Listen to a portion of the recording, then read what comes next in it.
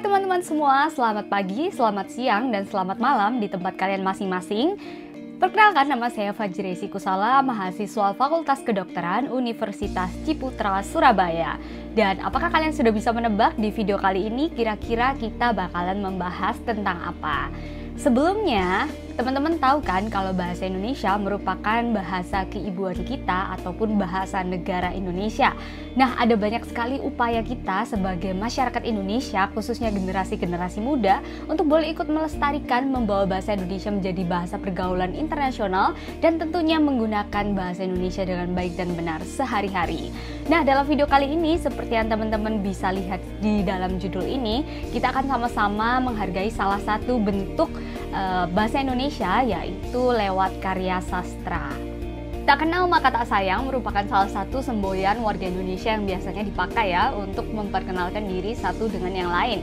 Sama juga dengan hari ini kita bakalan mengenal terlebih dahulu sesosok A.A. Nafis. Nah, novel yang akan kita baca sama-sama hari ini yakni Cerpen Robohnya Surau Kami karya A.A. Nafis, yang nama asli beliau adalah Haji Ali Akbar Nafis yang lahir pada tanggal 17 November 1924. Beliau wafat pada tanggal 22 Maret tahun 2003. Beliau merupakan salah satu sastrawan, kritikus budaya maupun politikus yang ada di Indonesia. Dan memang salah satu cerpen Robohnya Surau Kami ini merupakan salah satu cerpen yang mengambil banyak hati warga Indonesia. Sebenarnya teman-teman, kalau teman-teman lihat dari buku ini, di dalamnya terkandung sekali banyak cerpen-cerpen ya. Dan salah satunya yang hari ini akan saya bahas adalah tentang anak kebanggaan. Kira-kira ada teman-teman yang tahu nggak kenapa kok saya memilih anak kebanggaan? Saya terlahir dari keluarga kecil, mama saya juga merupakan seorang novelis, dan salah satu cita-cita saya adalah menjadi anak kebanggaan kedua orang tua saya. Jadi begitu saya melihat judul ini, wah saya sepertinya harus membaca cerpen ini. Oke teman-teman, tanpa berlama-lama lagi, mari kita bahas apakah yang terjadi di dalam cerpen ini. Mari sama-sama kita dengarkan dan juga simak baik-baik, dan teman-teman juga boleh sambil berkomentar di kolom komentar di bawah. Mari kita mulai.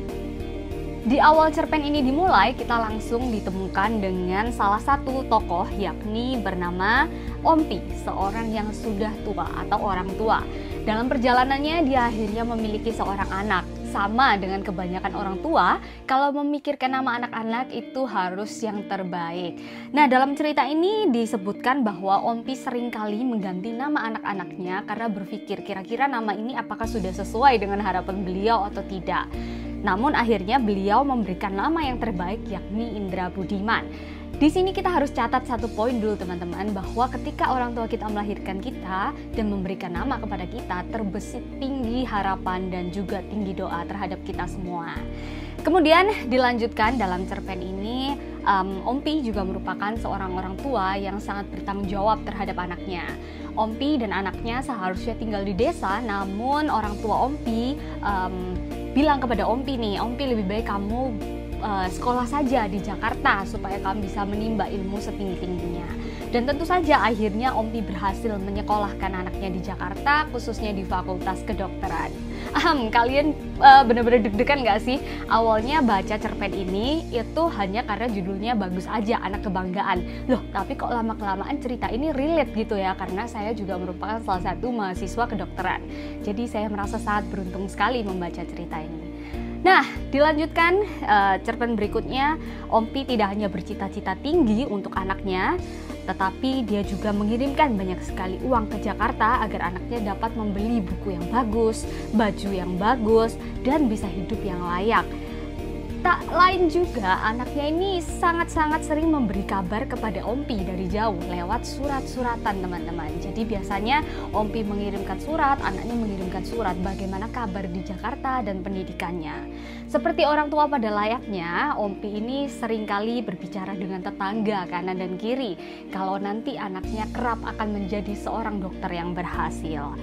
Nah, kira-kira ceritanya seperti itu sampai tak lama kemudian Ompi jatuh sakit dan dia tidak bisa melakukan aktivitas seperti biasanya. Namun Ompi selalu menunggu surat dari anaknya. Nah, yang membuat perhatian adalah tetangga kanan dan kirinya sudah mengetahui nih kalau Ompi ternyata sudah lebih tua dan jatuh sakit. Sampai akhirnya tetangga-tetangganya berinisiatif untuk menolongnya. Ketika tetangga-tetangganya datang ke rumahnya dan ditanya, "Ompi, apa yang terjadi dengan kamu? Apa yang membuatmu seperti ini?" Dia hanya terdiam dan menunggu surat dari anaknya. Bahkan terakhir-terakhir dalam cerpen ini, Ompi sampai tidak bisa bangun dari tempat tidurnya, hanya bisa menengok jendela dan menunggu apakah ada surat pos yang datang dari seorang anaknya yang membuktikan atau memberikan kabar bahwa anaknya sudah menjadi seorang dokter. Sampai akhirnya teman-teman, dekat di akhir cerita pendek ini atau cerpen ini, kita diberitahu bahwa ternyata si pembawa amplop tidak pernah datang kembali. Yang ada malahan surat-surat yang Ompi kirimkan ke anaknya itu dikembalikan atau diretur kepada Ompi. Sampai di sini Ompi masih tetap positive thinking. Dia tetap percaya bahwa anaknya kelak akan menjadi seorang dokter yang hebat dan juga mungkin tidak membalas suratnya hanya karena sedang sibuk saja. Namun suatu hari pun tiba, seorang pembawa surat kabar ataupun surat akhirnya datang di depan pintu rumah Ompi. Nah, ini adalah paragraf yang merupakan paragraf yang paling saya suka karena ini membuat hati saya sangat-sangat sedih dan juga terenyuh gitu ya. Kenapa kok cinta seorang orang tua kepada anaknya itu sedemikian besarnya. Tadi saya sudah ceritakan bahwa Ompi jatuh sakit hingga dia tidak bisa berjalan ataupun melakukan aktivitas. Tetapi di hari itu ketika si pembawa surat ini datang, Ompi dengan gagahnya berdiri, maju ke depan dan ingin menerima surat. Nah, tetangga-tetangganya yang merawatnya di kanan kiri ini sebenarnya sudah tahu kalau surat yang datang ini bukanlah surat yang baik-baik saja, teman-teman. Akhirnya surat itu diterima dulu oleh salah satu warga di sana, dan salah satu warga di sana membukanya dan membacanya, yang ternyata isi suratnya adalah surat kematian bahwa anak Ompi sudah tidak ada di dunia ini. Lantas bagaimanakah reaksi yang harus diberikan kepada Ompi dari tetangganya ini? Nah, ini yang menurut saya sangat unik sekali karena ketika di posisi tersebut seorang warga ini tetap dengan tenang memberikan senyum kepada Ompi dan nampak dari kejauhan bahwa Ompi sudah tidak ada juga. Di sini disebutkan bahwa cerita diakhiri ketika Ompi sangat gembira, semangatnya kembali untuk sembuh sebab ia telah mendengar kabar anaknya telah lulus menjadi seorang dokter. Namun benar adanya umur dan harapan hanya ada di tangan Tuhan Yang Maha Esa. Bersama dengan itu, Ompi telah membawa kepercayaannya dan kebahagiaannya di akhir hidupnya. Jadi ternyata sebelum warga ini atau salah satu orang yang menemani Ompi ini memberikan kabar tersebut, Ompi sudah berada di atas kasurnya atau di atas kursinya dengan tenang bersama Tuhan. Teman-teman, apa yang kita bisa petik dari cerita ini sangatlah luar biasa dan juga sangatlah dalam. Kita akhir-akhir ini telah menyimak banyak sekali kasus-kasus kesehatan mental, khususnya di antara kita yang muda-muda. Saya ketika membaca ini, saya tidak memikirkan banyak hal. Saya hanya sangat bersyukur apabila saya memiliki kesempatan untuk boleh menjadi salah satu mahasiswa kedokteran di Universitas Ciputra di umur saya yang sudah tidak muda ini dan tetap memiliki spirit untuk terus belajar.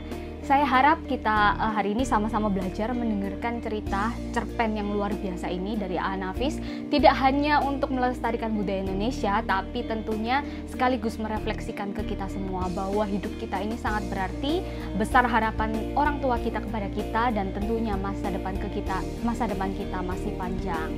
Baiklah teman-teman, itulah cerita yang bisa saya sampaikan. Ada banyak sekali cerita pendek judul-judul lainnya yang ada di cerita A. Nafis.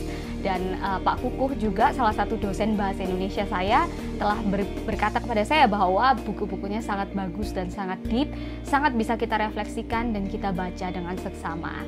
Sekian dari saya teman-teman, harapan saya besar sekali untuk kita semua bisa maju, tidak hanya melestarikan bahasa Indonesia di dalam kehidupan kita, tetapi juga untuk boleh merefleksikan kalau kita merupakan seorang yang bisa. Sekian dari saya untuk para orang tua dan juga teman-teman saya yang berjuang baik di kedokteran ataupun tidak. Kita akan memberikan yang terbaik hanya di dalam nama Tuhan. Oke, terima kasih. Sampai jumpa di video berikutnya. Bye-bye.